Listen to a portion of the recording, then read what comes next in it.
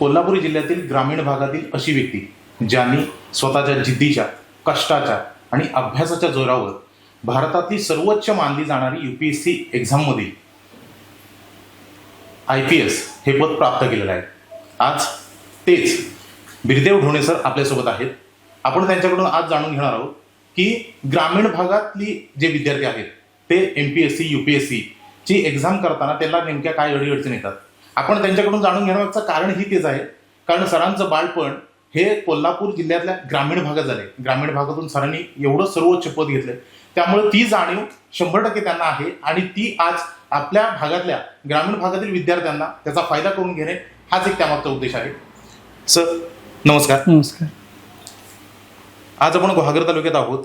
गुहागर तालुक्यातले किंवा ग्रामीण भागातले म्हणा, बरेचसे विद्यार्थी MPSC UPSC ची तयारी करत असतात, पण त्यांना सुरुवातीला नेमकं शिक्षण घेतलं 12वी पास झाल्यानंतर किंवा ग्रॅज्युएशन झाल्यानंतर काय करावं हे सुचत नाही. अशा विद्यार्थ्यांसाठी काय सांगा? सर्वात महत्त्वाचं तर विद्यार्थ्यांना अवेअरनेस पाहिजे की त्यांना कळायला पाहिजे की त्यांना आयुष्यात काय करायचं आहे. म्हणजे समजा तुम्हाला आता ग्रॅज्युएशनमध्ये BA केलं तर BA करून काय करायचं, स्वतःच्या पायावर कसं उभं राहायचं याचा त्यांना अवेअरनेस असला पाहिजे. किंवा BCom करून तुम्हाला काय करायचं आहे, किंवा BSc केली किंवा इंजिनिअरिंग केलं किंवा मेडिकल केलं तर तुम्हाला स्वतःला काय करायचं हे पहिलं क्लिअर असलं पाहिजे.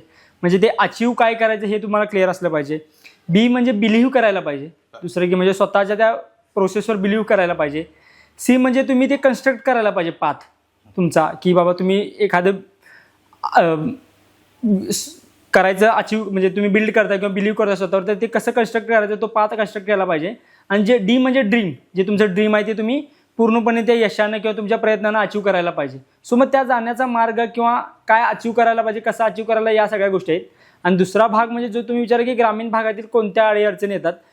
पहिला तर एक की अवेअरनेस नसतो, एकतर दुसरं की सोयीसुविधा नसतात. म्हणजे तिसरी गोष्ट की काय की आपल्याला फक्त की खालच्या लेवलच्या एक्झामचा माहिती असते किंवा गंध असते किंवा त्याच प्रकारची मुलं आपल्याकडे भरती झालेली असतात. तर मग आपल्याला वरच्या लेवलच्या ज्या एक्झाम असतात पण आपलं पोटेन्शियल असून सुद्धा आपल्याला माहिती नसते. मग ही आता माहिती कशी करून घ्यायची, तर सोशल मीडिया आहे, एकतर मोबाईल आहे किंवा बाकी सगळे आपले मित्र आहेत, शिक्षक आहेत सगळ्यात महत्त्वाचे, जे की आपल्या या गोष्टी सांगू शकतात. आणि मग या गोष्टींचा अवेअरनेस करून त्यांचा सिलेबस काय आहे किंवा अभ्यास कसा करायला पाहिजे या सगळ्या गोष्टी तुम्ही स्वतःला शोधायला पाहिजेत. आणि काय की हाऊस असेल तर पाऊस पडेल तसं म्हणतात ना, त्या प्रकारची की इच्छा असेल तर मार्ग दिसेल, त्या प्रकारचं आहे की तुमची इच्छाशक्ती असेल तर तुम्हाला नक्कीच मार्ग दिसेल. MPSC UPSC म्हटलं की विद्यार्थ्यांसमोर एक मनात एक सर्वात मोठी भीती येते, ती म्हणजे इंग्लिश. ग्रामीण भागातल्या मुलांचं तेवढं शहरी भागातल्या मुलांसारखं इंग्लिश चांगलं नसतं. तर ही त्यांची भीती मनातून त्यांनी कशा पद्धतीने काढावी? सगळ्यात महत्त्वाची तर पहिली गोष्ट काय की UPSC सारखी एक्झाम किंवा MPSC सारखी एक्झाम ही मल्टिपल भाषांमध्ये देता येतात. फॉर एक्झाम्पल MPSC असेल तर ती मराठी आणि इंग्लिश या दोन्ही भाषांमध्ये देऊ शकतात, किंवा UPSC असेल तर UPSC इंग्लिश आणि बाकीच्या रिजनल लँग्वेजेसमध्ये पण देऊ शकतोय. सो एखाद्या विद्यार्थ्याला इंग्लिशचं भीती असेल तर त्या भीती न बाळगता तो मराठीमधून सुद्धा एक्झामची तयारी करू शकतो, प्रोव्हाइडेड त्याची ती कष्ट करण्याची जास्त तयारी असेल. फक्त काय की काय इंग्लिशमध्ये UPSCचं मटेरियल थोडं जास्त अवेलेबल आहे, गायडन्स थोडा इझिली अवेलेबल आहे. मराठीमध्ये ते थोडं अवघड आहे, मग ते तुम्हाला शोधावं लागेल, स्वतःचा मार्ग स्वतः बनवावा लागेल. सो अशी काही भीती असेल तर तो पहिला गोष्ट. आणि दुसरी गोष्ट, जर तुम्हाला इंग्लिशमध्येच एक्झाम द्यायची असेल तर त्यासाठी बाकी छोट्या छोट्या गोष्टी आहेत. जसं की मी सुरुवातीला NCERT वाचत होतो तेव्हा मला इंग्लिश इतकं जास्त जमत नव्हतं, तर मग मी सुरुवातीला काय करायचो, इंग्लिश टू मराठी अर्थ ट्रान्सलेट करून समजून घ्यायचो. मग नंतर दुसरी स्टेप काय केली, इंग्लिश टू इंग्लिश घेऊन समजून घेऊन अर्थ समजून घ्यायला लागलो. तिसरं मी न्यूजपेपर वाचायला चालू केले, जेणेकरून मला अवांतर वाचनाची माझी व्होकॅब्युलरी बिल्डअप होत गेली. आणि चौथं मग मी स्टँडर्ड बुक्स वाचायला चालू केले. एकदम स्टँडर्ड बुक वाचले तर आपल्याला ते समजणार नाहीये. सो मग हा थोडा एक टप्प्यानुसार आपण पुढे प्रगती केली पाहिजे. आणि मग थोडंसं मग आपल्याला वाचेल की बाबा आपलं ध्येय आता आवाक्यात आहे.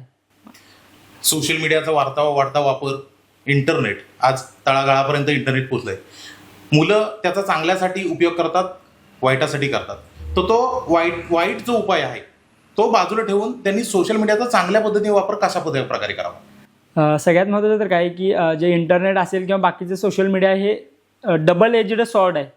जी सॉर्ड तुम्ही स्वतःला वाचवायसाठी पण वापरू शकता, की जे त्याच सॉर्डनं तुम्ही स्वतःचा किंवा दुसऱ्यांचा पण जीव घेऊ शकता. सो त्याचा व्यवस्थित हाताळणं ती खूप जास्त गरजेचं आहे. आणि काय की या गोष्टी उपभोग करण्यासाठी बनवलेल्या आहेत, याचा अर्थ असं नाही की म्हणजे ऊस गोड लागला म्हणून मुळासकट खायचा, पण त्याचा लिमिटेड वापर करणं खूप जास्त गरजेचं आहे. म्हणजे आता एखादं मला आता लेक्चर्स बघायचे, आता बऱ्याचशा गोष्टी ऑनलाईन अवेलेबल आहेत. समजा आता मी भरपूर मुलांना सांगतो की ऑनलाईन तुम्ही MPSC UPSC एखादी एक्झाम म्हणा, हा एक भाग झाला. म्हणजे करिअरचा भाग, अजून मल्टिपल गोष्टी आहेत. म्हणजे उद्योजकतेचे व्हिडिओज मल्टिपल अवेलेबल आहे. एखाद्याला पत्रकार बनायचे आहे त्याचे अवेलेबल आहेत, एखाद्याला शिक्षक बनायचं आहे, एखाद्याला गायक बनायचं आहे, त्याचे भरपूर सारे मार्ग इझिली अवेलेबल आहेत.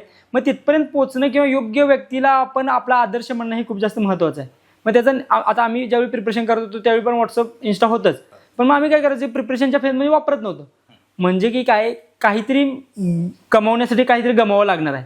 मग ते आनंद आहे किंवा ते उपभोगण्याचं ते कन्झ्युमेरिझम आहे ते तुम्हाला गमवावं लागेल आणि त्यासाठी स्वतःवर नियंत्रण असणं गरजेचं आहे. आपण काल आपल्या बोलण्यातनं एक वाक्य आलं होतं की UPSCची एक्झाम जी आहे ती T20 क्रिकेट सारखी नाही, ती कसोटी सारखी आहे. मात्र काय होतं, आर्थिक चणचण घरातली, त्यामुळे एक 12वी झाल्यानंतर किंवा ग्रॅज्युएशन बाहेर पडल्यानंतर आई वडिलांची इच्छा असते की तू 4 पैसे कमव, पण ते कमवत असताना त्या मुलांना तो अभ्यास करता येत नाही. तर त्या आई वडिलांची समजूत कशा पद्धतीने घाला? सगळ्यात महत्त्वाचं तर काय की सेम सिच्युएशन माझ्या घरची पण होती. काय की असे पण काय आई वडील का खूप जास्त शिकलेले नाहीत, घरी पण फायनान्शियल अडचण होतीच.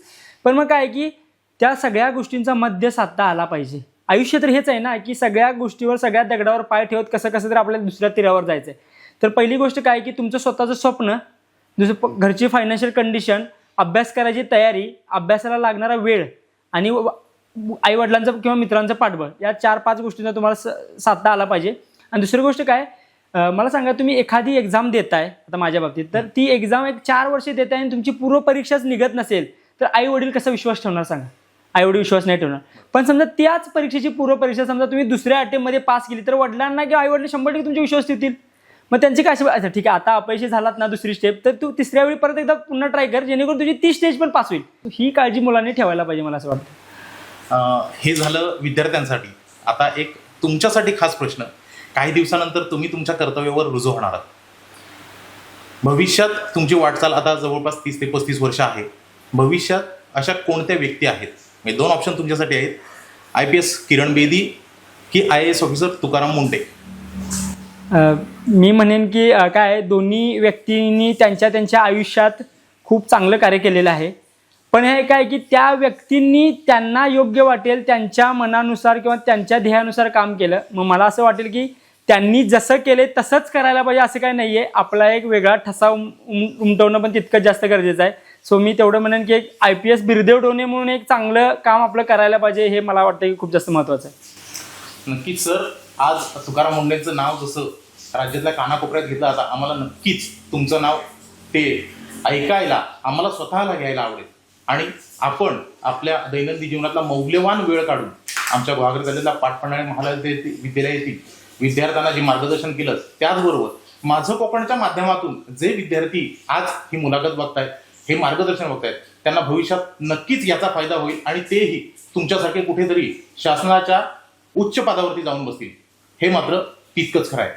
कॅमेरामॅन अमितसह मी मंगेश तावडे, माझं कोकण, गुहागर, रत्नागिरी.